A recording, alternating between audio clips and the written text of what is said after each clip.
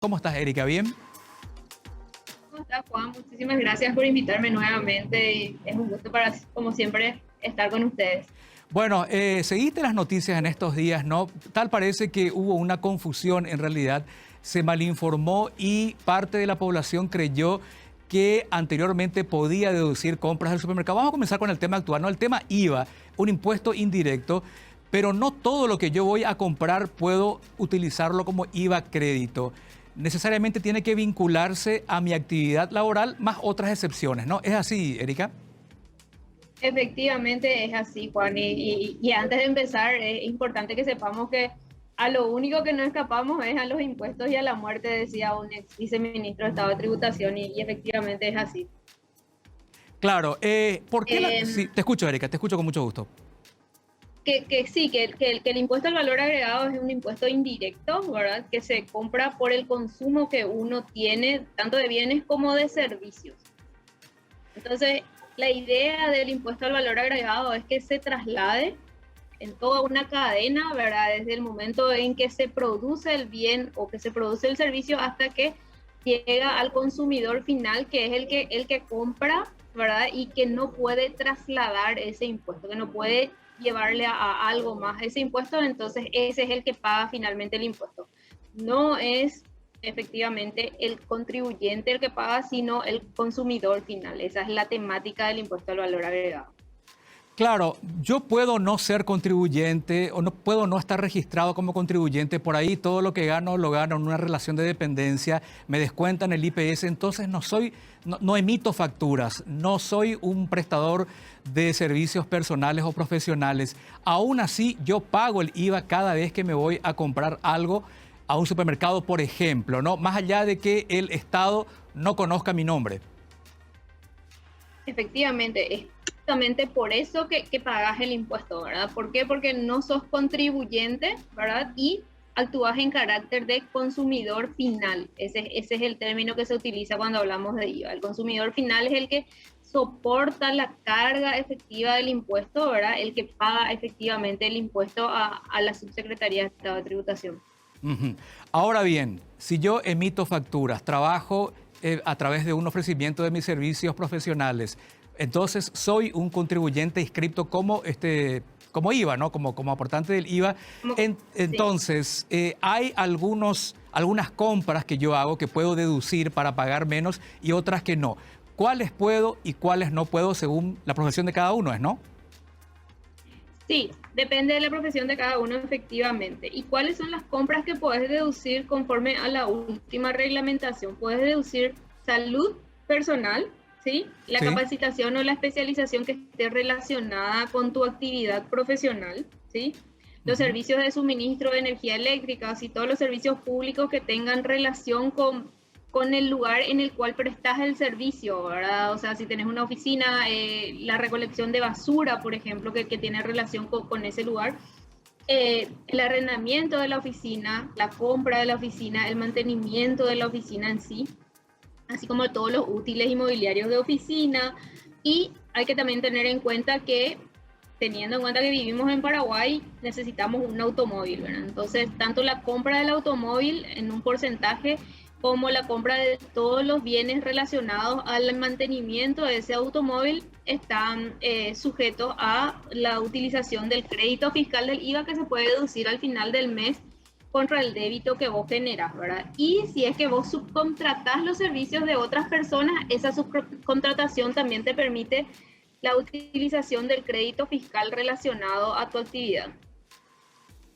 Correcto. En el tema del vehículo, hay que hacer una aclaración también que cuando pagamos por el combustible, eso no ingresa porque Eso paga no está otro alcanzado impuesto. por Claro, IVA. paga el Es impuesto, ¿cómo se llama? Selectivo al consumo. Se llama impuesto selectivo al consumo, también es un impuesto indirecto, al igual que el IVA. Nosotros tenemos dos impuestos indirectos en Paraguay, el IVA y el selectivo al consumo. Exacto. Solamente que tenemos dos personas obligadas en el caso del IVA y del selectivo al consumo, ¿verdad? En el caso del selectivo al consumo, quien paga el importador y el primer enajenante. Ujú. Y en el caso del IVA paga el consumidor final. Es cierto que en el selectivo al consumo también te van a trasladar el costo impositivo del impuesto porque es un impuesto indirecto, así como el IVA. Ah, correcto, correcto. Ahora bien, yo no tengo vehículo, uso el de mi papá. Mi papá me presta para que yo trabaje, me vaya al trabajo en su vehículo. Igual al playero yo no necesito decirle que el vehículo no es mío. Puedo, si soy contribuyente inscrito, puedo decir que haga la factura a mi nombre, ¿no? Podés decirle al playero que te haga la factura a tu nombre, pero a ver, ¿qué playero? Al playero perdón, al playero que te carga la gasolina. Al playero que te vendió el auto. No, al playero que me atiende en la estación de servicio. Perdón, no hice la aclaración. Playero puede ser el que me vendió el auto también. No, claro. No, el que te atiende en la estación de servicio.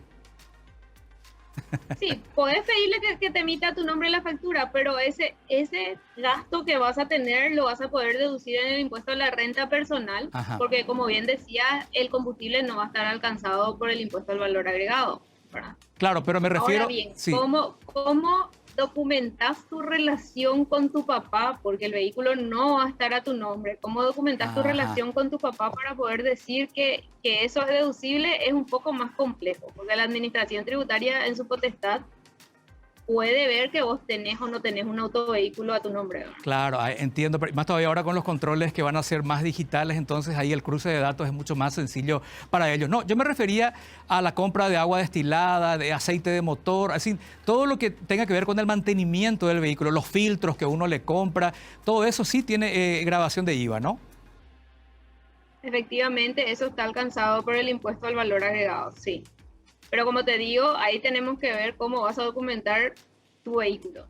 Claro. Yo digo que para hacer más sencilla la operación deberías decir que es tu vehículo, ¿verdad? Y ahí podés deducir estos bienes que están relacionados al mantenimiento del vehículo. Erika, hablabas de... Sí, te escucho. Cosa que en otros países, o sea, donde también opera el IVA para todo tipo de prestación de bienes y servicios, se hace un prorrateo, no solamente por la compra del autovehículo, como hoy por hoy está previsto en nuestra legislación, sino también por la utilización del bien, ¿sí? ¿Por qué? Porque vos ese vehículo, si bien lo usás para tu profesión, también lo usás para tus cuestiones personales. O sea, un porcentaje del vehículo yo lo utilizo para llevarle a mi hijo al colegio, por ejemplo, y otro porcentaje para ir a la oficina, otro porcentaje lo uso para mis actividades privadas, como irme a hacer ejercicio o salir a una fiesta. Claro, hablaba hace rato de salud personal que sí puede ser deducible para crédito IVA. ¿Qué pasa si es la salud de mi hijo, dependiente de mí? ¿Tengo que registrarlo también a él como dependiente de mí o directamente no puedo deducir los remedios que le compro a mi hijo, por ejemplo? No, no podrías deducir, no deberías deducir el IVA que corresponde a los medicamentos utilizados para tu hijo. Entonces tendrías que sincerarte realmente, o sea, este porcentaje del IVA que yo gasté en la farmacia en realidad es para mi hijo y esto es para mí, ¿verdad? Ah, correcto. Porque también tenés que tener en cuenta que la administración tributaria, nuevamente en el uso de sus potestades, puede revisar tu factura y ver, bueno, no sé, que pagaste pañales, ¿verdad? Claro, no voy a hacer pañales la yo, farmacia, ¿verdad? Claro, por supuesto. Cuando voy a un supermercado y puede que parte de lo que compre de ahí sea deducible y parte no, ¿cómo discrimino la factura? Es decir, compré galleta, azúcar, arroz, fideo, todo eso, pero también vi un bibliorato que me gustó, una carpeta archivadora, un bolígrafo, qué sé yo, y lo voy a usar en la oficina. ¿Cómo puedo discriminar? ¿Cómo puedo declarar como crédito IVA parte de esa factura y parte no? Y en ese caso, Juan, lo más sencillo es hacer dos facturas, ¿verdad? O sea, entonces separas todo lo que tiene que ver con tu consumo personal y separas en otra factura, separas todos los biblioratos, la resma de papel, los borradores, la tijera, todo lo que tenga que ver con tu oficina. Yo incluso bajo administraciones pasadas o con legislaciones anteriores, lo que hacía es todo lo relacionado a la limpieza de mi oficina también separaba en otra factura porque eso sí era deducible, porque finalmente con eso yo mantenía mi oficina limpia y presentable para mis clientes, ¿verdad? Ajá, productos de limpieza para la casa donde uno no hace trabajo, vive ahí pero no hace el trabajo ahí, no es deducible. No, ahí no. ¿Por qué? Porque vos vas a declarar también ante la administración tributaria, vos declarás dónde está tu domicilio, ¿verdad? El domicilio en el cual prestas el servicio.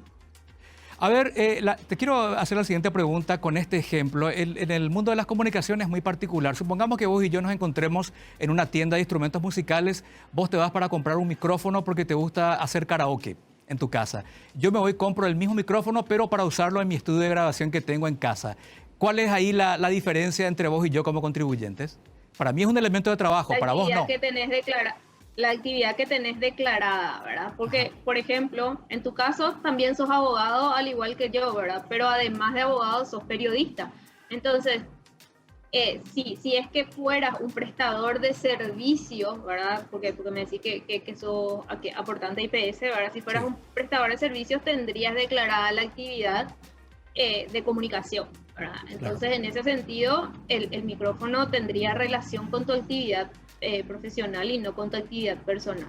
Claro, y ahí quería llegar a esto, Erika, que ahí es donde tenemos que entender, y me parece que es la forma más fácil de explicar a los contribuyentes, que parece que en la generalidad de los casos todavía no manejamos muy bien, lo que uno compre y que guarde relación con la prestación de su servicio, que guarde relación con su trabajo, elementos de trabajo, esas son las compras deducibles a la hora de tener un crédito IVA. En mi caso, por ejemplo, si compro un micrófono, como soy locutor, tengo un estudio en mi casa, hago trabajos en casa, sí puedo deducir. Vos no, porque vos lo querés para karaoke en tu casa. Efectivamente es así, Juan. Esa es la forma más sencilla y fácil de demostrar cómo funciona el impuesto, ¿verdad? Todo lo que tenga relación con nuestra actividad profesional puede ser utilizado como crédito fiscal IVA y por ende con eso lo que hacemos es reducir el monto que finalmente le vamos a pagar a la administración tributaria, ¿sí? Ajá. ¿Por qué? Porque alguien más va a pagar ese impuesto finalmente, ¿verdad? Claro. La ropa, Erika, la ropa que vos usás para ir a trabajar, por ejemplo, ¿es deducible o no? El traje del abogado, ¿es deducible? Es deducible porque tiene relación con tu profesión y vos sabés mejor que nadie que la vestimenta de un abogado es bastante cara, ¿verdad? Entonces un traje, no sé, no quiero hablar sin saber, ¿verdad? Pero como mínimo te va a salir 1,5 millones o 2 millones un traje más o menos para un abogado en el caso de los hombres, ¿verdad? Bueno, lo bueno es que... mujeres, ni qué decir, todo lo que gastamos en cartera, no sé, en traje, en zapatos, no quiero hablar de eso. Además, ustedes no pueden repetir la ropa todos los días como nosotros. No creas, en la televisión vestirse es bastante más oneroso que el abogado. El abogado puede irse con un traje toda la semana si quiere. En televisión no puede repetir tanto. Hay una diferencia, otra vez ahí yo puedo hablar desde ambos lados de la vereda, Erika. Pero bueno, es así. Claro, y depende de qué tan fashion sea, ¿verdad? Porque hoy me dijeron que iba a hablar acá con mis pijamas. Entonces, en mi caso, por ejemplo, no gasté mucho hoy para hablar. Genial. Ahora, ¿por qué crees que se dio esta confusión, Erika? La gente estaba declarando todo como crédito IVA, la gente no tiene un contador, porque yo conozco varias personas que me dicen, no, mi IVA lo declaro yo, ¿qué voy a estar pagando 200.000 guaraníes mensuales a un contador? Las declaraciones las hago yo. ¿Conoces gente que está en ese tema, ¿no? De declarar ellos nomás su IVA? Yo no digo que sea ilegal, uno puede, si tiene conocimiento y sabe cómo hacerlo, lo puede hacer, pero por ahí podría estar la confusión de que muchos creían que todo era deducible y la ley dice otra cosa. Sí, yo creo, yo realmente vi por qué empezó toda esta situación y lo primero que dije cuando vi fue, creo que esta persona tiene que asesorarse un poco más, ¿verdad? A pesar de ser abogada tributarista, en mi caso también utilizo los servicios de un contador porque no siempre es tan sencillo como entender y también hacer el trabajo de liquidar el IVA, ¿verdad? O sea, realmente es una cuestión de falta de información, creo yo, y una cuestión popular también, ¿verdad? Yo decía días pasados que es una cuestión de política fiscal también, ¿verdad? Que quizás en el futuro la gente va a estar más consciente porque muchas veces pensamos que nos avivamos diciendo, sí, yo deduzco luego todo, yo no le pago, ¿para qué le voy a pagar al Estado? Pero finalmente eso también repercute en nosotros, ¿verdad? En la educación que reciben nuestros hijos, en la salud que podemos recibir, ¿entendés? Entonces son muchas cosas que hay que tener en cuenta cuando hablamos de impuestos, no solamente el pagar o el pensar que estamos quitando plata de nuestro bolsillo para pagarle al Estado, ¿verdad? O sea, el Estado también tiene que hacer algo con ese dinero y tiene que redistribuir la riqueza, ¿verdad? Claro que sí, se supone que es para eso, ¿no? Fundamentalmente, para reinvertir en nuestro beneficio, por algo aportamos. Pero, ¿qué sucede, por ejemplo, en este caso, Erika? Y me he preguntado varias veces, y supongamos que yo tenga un mecánico que trabaja muy bien, le entiende a mi vehículo, no quiero cambiarlo, pero él no tiene factura. ¿Qué hago? ¿Tengo que denunciarlo? ¿Qué tengo que hacer? ¿Irme a otro mecánico que no conozco bien? ¿Puedo hacer una autofactura? ¿Qué se estila en ese caso? Deberías tener otro mecánico. Debería y tener... finalmente vas a ver, y de hecho que se notó en los últimos años, que ya la mayoría de los profesionales y no profesionales, ¿verdad? De las personas que tienen oficios, terminaron formalizando la economía. ¿Por qué? Porque desde el 2012 tenemos el impuesto a la renta personal, y el impuesto a la renta personal, si bien fue gradual, ¿verdad? Hubo personas que entraron al comienzo, hubo personas que entraron por el camino, ¿verdad? Y probablemente va a haber personas que todavía van a ir entrando en estos años, y finalmente la mayoría de las personas van a ser contribuyentes del impuesto a la renta personal. Lo que hicieron, lo que pasó con esto fue que exigieron tanto al mecánico, a la peluquera, a todos que le emitan factura, ¿verdad? Porque si bien no es deducible en el IVA, el gasto que vos tengas va a ser deducible en el impuesto a la renta personal, ¿verdad? Hoy por hoy la limitación de gastos en el impuesto a la renta personal también es un poco mayor que antes, porque la idea antes era formalizar la economía, y hoy por hoy también es recaudar un poquito más, ¿verdad? Porque finalmente esa es la idea de los impuestos, ¿verdad? Claro, ¿y cómo se consigue eso? Haciendo más corta cada vez la lista de actividades deducibles. Me refiero al IRP, por ejemplo. No solamente haciendo más corta la lista de cuestiones deducibles, sino obligando a los que trabajan en negro a formalizarse y a ser más serios, ¿verdad? Claro. Erika, ¿qué responsabilidad tendrían los contadores? Porque eso también, esta mañana estuvo en la radio el viceministro de Tributación, y decía que a veces no hay una comunicación muy estrecha entre el cliente y su contador, y que el contador por ahí metía todo y el cliente no sabía, finalmente le venía la boleta de pago nomás ya. ¿Habría una responsabilidad del contador con el Estado, o siempre la relación del contador es con su cliente? En todo caso, la responsabilidad ante el Estado es siempre del contribuyente. Realmente la responsabilidad ante el Estado es siempre del contribuyente. El contribuyente tiene que demostrar que su contador recibió ciertas instrucciones y fue contra ellas, ¿verdad? ¿Por qué? Porque el contador realmente va a tener una responsabilidad subsidiaria y no solidaria con el contribuyente, salvo que exista dolo, ¿verdad? Y eso es muy difícil de demostrar porque se presume la mala fe siempre. Claro, la buena fe. La buena fe en realidad. Sí. Perdón. La mala fe se demuestra. En los contadores parece que presumimos la mala fe. Mentira. Trabajo estrechamente con contadores y no. Correcto. A ver, Erika, para que no exista este tipo de confusiones, uno a veces como contribuyente, los que no estamos muy metidos en lo que es el mundo de la tributación o el derecho tributario, ¿qué herramientas tenemos para ir aprendiendo? Yo sé que la página web de la SED ha estado trabajando bastante bien en ese sentido desde hace algunos años atrás, pero ahí están todos los tutoriales que me van a enseñar a mí qué es el IVA, qué es el IRP, cuándo soy contribuyente del IRP, cuándo tengo que inscribirme, cuándo puedo salir otra vez. ¿Ves correcta esa llegada de las autoridades tributarias a los contribuyentes en general, finalmente? Sí, yo creo que son bastante claros los tutoriales que ellos comparten, ¿verdad?